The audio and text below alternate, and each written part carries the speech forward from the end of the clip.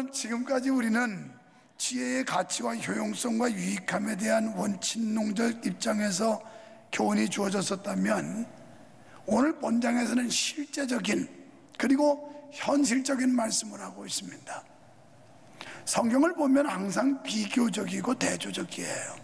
선과 악, 믿는 자와 불신자, 그리고 옳은 일과 틀린 일, 하늘의 소망과 땅의 소망. 그래서 이런 비교와 대조를 가지고 말씀하는데, 오늘도 보면 의로운 사람은 어리석은 사람이고 또 악한 사람은 미련한 사람이다, 이런 말씀을 하고 있어요. 의인은 마음의 지혜로움과 손의 부지런함과 입술의 진실함이 있는 반면에, 악인은 어리석음과 손의 게으름과 입술의 사특함이 있다는 겁니다. 그렇다면 의인과 악인은 어떻게 다를까요?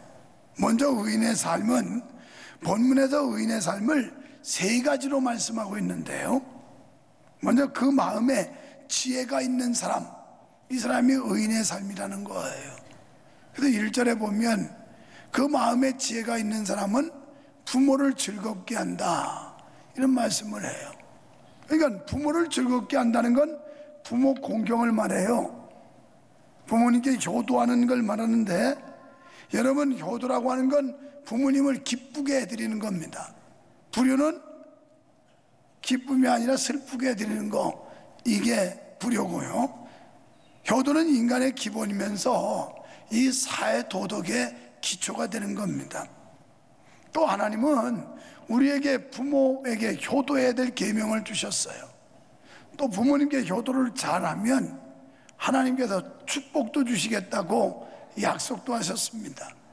그런데 이렇게 하나님이 우리에게 주신 계명인데도 불구하고 이 계명을 이행하기란 그렇게 쉽지 않아요. 하나님께 대한 신앙의 자세를 가진 사람들, 이런 사람들이 지혜가 있는 사람들입니다. 히브리서 11장 6절에 보면 믿음이 없이는 하나님을 기쁘시게 못하나니 하나님께 나아가는 자는 반드시 그분이 계신 것과, 오늘 사랑하는 여러분, 이 거룩한 자리에 오셨는데 하나님이 계신 거 믿어지시기를 축원합니다. 하나님이 계신 것과 또 그를 찾는 자들에게 상 주시는 이심을 믿어야 한다. 오늘 예배하는 여러분, 하나님이 은혜 주실 줄 믿습니다. 교회 나오신 여러분, 하나님이 축복하실 줄 믿습니다. 이걸 믿어야 된다는 거예요. 제가 어제 아침에 새벽에 일찍 일어나 제 아내하고 수양관에 달려갔어요. 소년소녀 합창단이 목사님 꼭 와주세요 하는데 갈 자신이 없어요. 너무 피곤해서. 그래서 못 가는 줄 알았었는데 제가 가서 내 한 사람 나타나서 위로가 되고 격려가 된다면 가야지. 그것도 둘이 둘러라 간 겁니다. 아이들에게 8시 반에 설교하면서 이런 얘기했어요. 얘들아, 너희들 오늘 몇 시에 잤니? 그랬더니 새벽 3시에 잤대요. 3시에 자고 지금 눈 뜨고 일어나니까 짜증나지? 그런데 목사님이 어제 보니까 불 피워놓고 캠프파이어 하더라. 그리고 김시현 집사님은 운전하고 내려가는데 그분은 방석 하나 가지고 와서 아무도 없는데 성전에 와서 혼자 기도하고 있더라. 놀랬지? 네, 그랬어요. 목사님이 앉아서도 다 보고 있다. 근데 이것은 CCTV를 다 해서 이 수양관 관리적 차원에서 외부인 침입을 감시해야 되고 하니까 있고, 그 다음에 너희들 교회 가면 교회 구석구석 전부 카메라가 비추고 있는데 그건 너희들을 감시하기 위함이 아니라 으슥한 데서 괜히 죄 짓고 잘못되는 경우 있을까봐 다 비추고. 여러분, 그렇게 비추고 있으니까 정신 차리세요. 아무도 없는 줄 알고 뭐 뽀뽀하고 그러다가 대번 걸려요 여기. 그러면서 제가 아이들에게 이런 얘기를 했어요. 얘들아, 하나님이 지으신 인간의 지혜도 이렇게 원격으로 멀리해서 너희들이 뭐하고 있는지를 다 알지 않니? 이게 사람이야. 근데 사람을 지으신 하나님은 어떠시겠니? 목사님은 수양관 건물과 그리고 예배당 수원에 있는 교회 건물만 CCTV 화면을 통해서 볼 수 있지만 하나님은 이 우주의 모든 사람들, 모든 세계를 다 보실 수 있는 분이란다. 이런 하나님을 너희가 믿어야 된다. 그렇습니다. 우리는 이 자리에 그런 하나님이 우리와 함께 하신다는 걸 믿으셔야 됩니다. 그분을 찾는 우리에게 상 주신다는 걸 믿으셔야 된다는 거예요. 이게 지혜로운 사람이에요. 이게 의로운 사람이에요. 그리고 고린도전서 10장 31절에 보니까 무슨 일을 하든지 먹든지 마시든지 뭘 하든지 다 하나님의 영광을 위하라는 게 10장 31절 말인데요. 그저 사업을 하든지 직장생활을 하든지 정치를 하든지 공부를 하든지 뭘 하든지 하나님께 영광을 돌리라는 거예요. 우리 장로교회 교리서가 있는데 그걸 소요리 문답 대요리 문답이라고 그래요. 소요리 문답 1문 1답에 이렇게 질문해요. 사람의 제일 되는 목적이 무엇이뇨? 이렇게 질문합니다. 답, 하나님을 영화롭게 하며 그와 함께 영원토록 즐거워하는 것이다. 이게 인생의 삶의 목적이라는 거예요. 오늘 예수 믿는 여러분과 제가 살아야 될 이유와 목적이 있다면 하나님을 영화롭게 하는 거예요. 할렐루야. 그리고 그분과 함께 영원토록 즐거워하는, 하나님이 내 마음속에 있으면 평안이 있고 하나님이 나와 함께 하심을 믿으면 자유가 있고 안정이 있고 담대함이 있고, 그 하나님이 나와 함께 한다는 사실을 믿을 때, 그러지 않고 이 믿음이 전제되지 않으면 여러분 괜히 왔다 가는 거예요. 오늘 여러분 살아계신 하나님 꼭 믿으시기를 축원합니다. 그리고 그 하나님이 지금 여기에 우리를 보시고 있고 우리의 영광, 이 예배를 받으신다는 걸 믿어주시기를 축원합니다.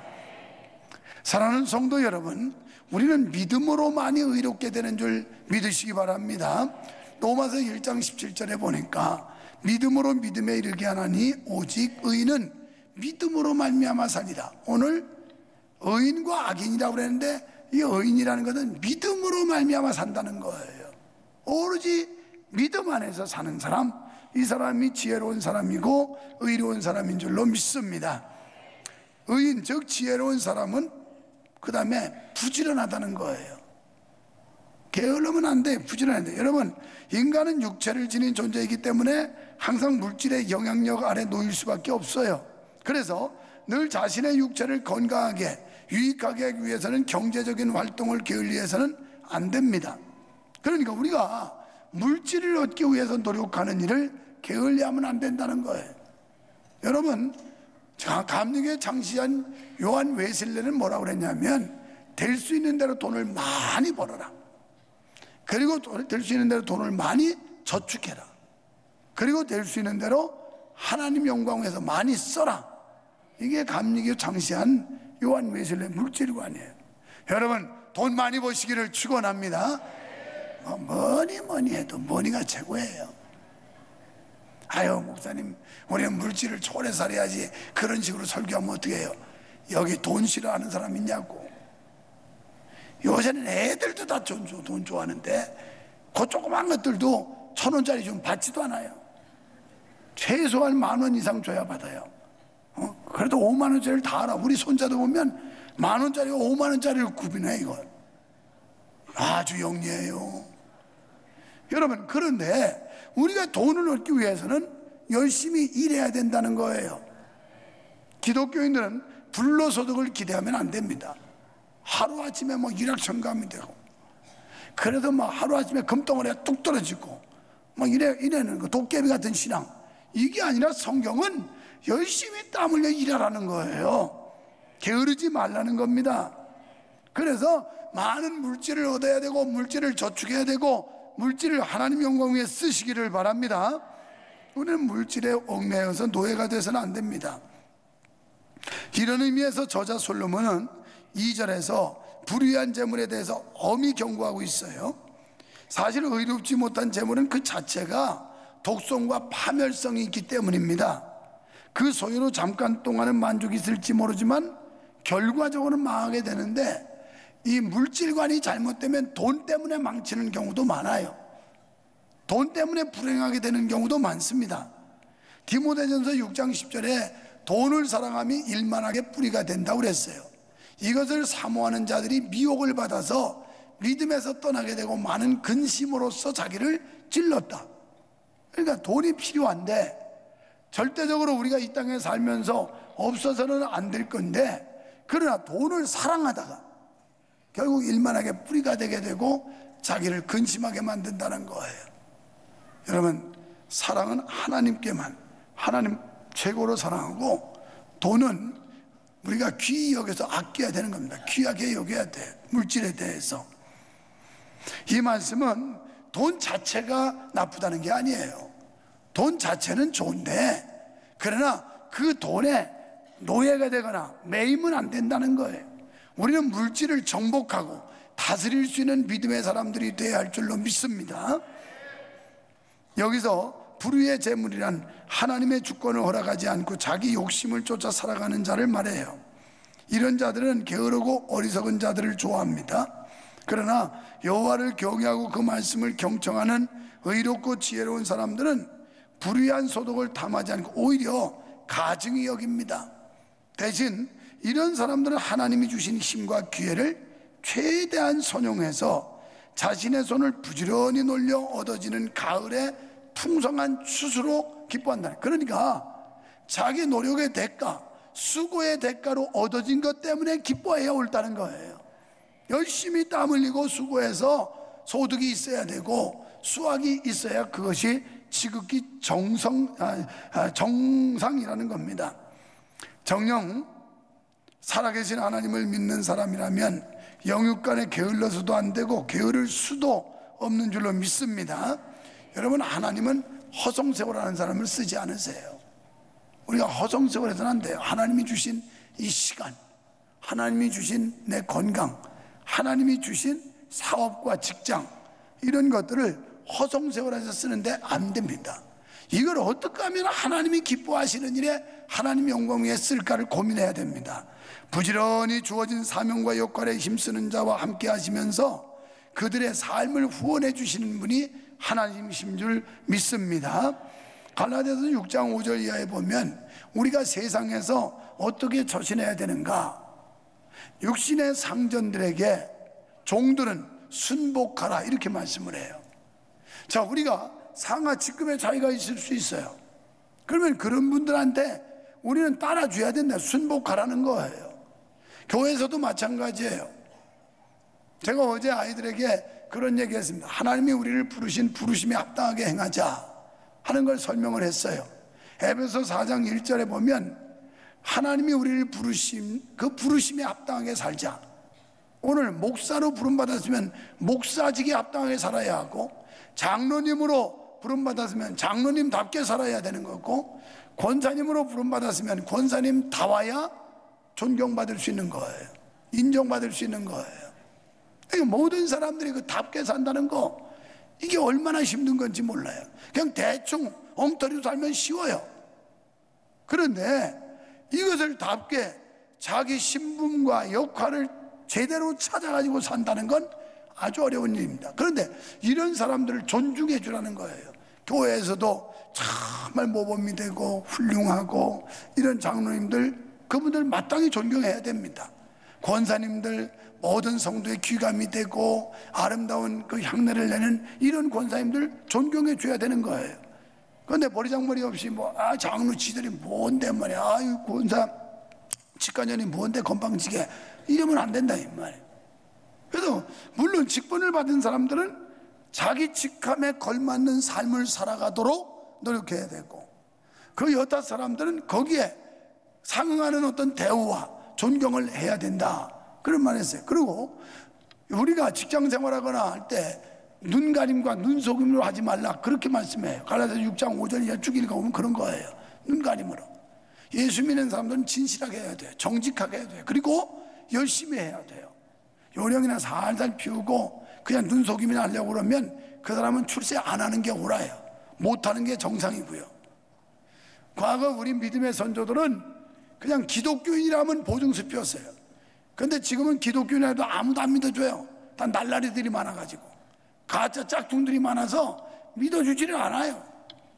심지어는 목사라도 안 믿어주고 장로 권사는 더 말할 것도 없어요. 짝퉁이 얼마나 많은지 몰라. 여기 있는 사람들은 짝퉁 되지 말고 진품 되시기를 축원합니다. 저를 포함해서 짝퉁이 되면 안 돼요. 짝퉁은 가치가 없어요. 그런데 진품은 얼마나 소중한 가치를 지니고 있는지 몰라요. 그래서 하나님께서는 우리가 어떻게 세상을 살아야 되는지를 말씀하고, 에베소 5장 16절에 보니까 세월을 아끼라, 때가 악하니라, 이런 말씀을 해요. 여기 악하다는 단어는요, 헬라어로 포네오라고 하는 단어인데, 이 세월을 아끼라와 연결해서 생각하면 허송세월하면 가난하게 살 수밖에 없다라는 그런 뜻이에요. 우리가 세상을 허송세월하면, 결국 게으르면 그 사람은 가난하게 살 수밖에 없다. 그러니까 열심히 땀 흘려 노력하면 다른 사람 죽 먹을 때 밥은 먹는다고 하는 속담도 있어요. 또 아침에 일찍 일어나는 새가 먹잇감을 찾는다고 하는 속담도 있어요. 그러니까 그만큼 그리스도인들은 열심히 새벽을 깨워야 되고 열심히 땀 흘려 일해야 되고 우리에게 주어진 책임에 최선을 다해야 그게 성도로서 마땅한 도리인 줄 믿습니다. 또 지혜로운 자는 언어 생활이 건실하다는 거예요. 여러분, 언어는 단지 입술의 소리일 뿐 아니라 마음의 표현이기도 합니다. 다시 말하면 언어라고 하는 건 한 개인의 사상과 가치관을 말해주는 거예요. 그 사람이 말하는 걸 통해서 이 사람이 어떤 사상인가, 어떤 가치관을 가지고 있나를 판단할 수가 있는 겁니다. 2주 전에 제가 동경에 있을 때 SNS를 뜨겁게 달구던 한 사건이 있어요. 집권당의 대표라고 하는 이가 여기 수원 와가지고 자당 후보를 지원한다고 그러면서 김정은 대통령 이렇게 호칭을 했어요. 그러면서 얼른 그걸 취소하고 아이고 이것도 꼬리 잡힌다고. 그런데요, 실수로 했겠거니 하지만 근데 그 사상 속에 좀 삐딱한 게 있을 것 같아요. 왜 한참 전에도 우리 대한민국은 중국식 사회주의를 해야 맞다 이렇게 얘기한 거예요. 그러니까 그 사상이 그게 있는데 뭐 의견 중에 툭 튀어나오지 않았겠어요? 물론 자기는 수습하느라고 실수를 했다고 그랬지만 이렇게 사상이라는 건 중요한 거예요. 여러분이 그리스도의 정신, 그리스도의 사상으로 꽉 뺏기면 그 사람은 입만 열면 하나님, 입만 열면 예수님, 입만 열면 성령님 얘기하지만 여기에 더럽고 지저분한 걸로 생각에 꽉 차면 입만 열면 더러운 얘기만 해요. 그러니까 이 말이라고 하는 건 그 사람의 그 사상과 가치관과 감정과 품성을 그대로 반영해주는 표현의 도구고 대화의 수단이라고 볼 수 있는 겁니다. 그러다면 적어도 우리의 언어 생활에는 진지함이 있어야 돼요. 절제와 차분한 감정 정리와 부단한 인격 훈련을 통해 자기 의지와 감정과 생각을 상대방에 적절히 표현할 수 있어야 합니다. 이게요, 하나님이 주시는 지혜로움이에요. 여러분이 이 지혜를 받아서 상대방의 자기의 그 언어를 통해서 적절히 표현하고 그 언어의 동의를 끌어낼 수 있는 사람은 비즈니스를 해도 잘 돼요. 이 사람은. 그래서 우리는 그리스도인으로서 아름다운 말을 해야 될 줄 믿습니다. 그래서 야고보 사도는 야고보 3장 2절로 6절에서 언어 생활에 실수가 없으면 그 사람은 온전한 사람이라 그랬어요. 이런 점에서 하나님의 사람인 우리 성도들은 하나님과 사람 앞에 의롭고 진실하고 지혜로운 인격으로 아름다운 말을 해야 합니다. 11절에 의인의 입은 생명의 샘이라 그랬어요. 성도 여러분, 여러분의 말에서 언제나 덕을 세우시기를 축원합니다. 한번 옆 사람 보고 얘기해봐요. 말 잘합시다. 말 조심합시다. 그래서 우리가 하나님은 이 말이 사람을 살리고 말이 사람에게 소망을 주고 그러기 위해서 11절에 독을 제거해야 된다고 그랬어요. 독소를 퍼부으면 안 돼요. 어떤 사람은 아주 말하면서 도끼가 절여 있는 사람들이 있어요. 이건 문제예요. 이런 사람은 자꾸 사람들을 그냥 후벼파고 불협화음을 만들고 자꾸 사람들의 어떤 그 은혜를 깨트려 버리고, 이 말이 그렇게 중요한데 미움과 다툼을 버리고 허물을 가리워주는 미덕을 가져야 이것이 아름다운 말인 줄 믿습니다. 잠언 25장 11절에 보면요, 경우에 합당한 말은 아로 새긴 은쟁반의 금사과 같다. 은쟁반에도 담겨있는 금사과처럼 경우에 맞는 말. 여러분, 그냥 말도 아무렇게나 씨부린다고 되는 게 아니에요. 그 말했을 때 그 말이 아름다운 미덕을 세워야 그게 은쟁반의 금사과와 같다는 거예요. 그러니 여러분, 말 잘하는 은혜 받으시기를 축원합니다. 말 잘하는 은사 받기를 축원합니다. 어떤 사람은 그 사람이 말 한마디 딱 하면 시끄러워도 잠잠해지게 하는 사람이 있는가 하면, 어떤 사람은 그 사람 말 한마디만 하면 평지풍파야.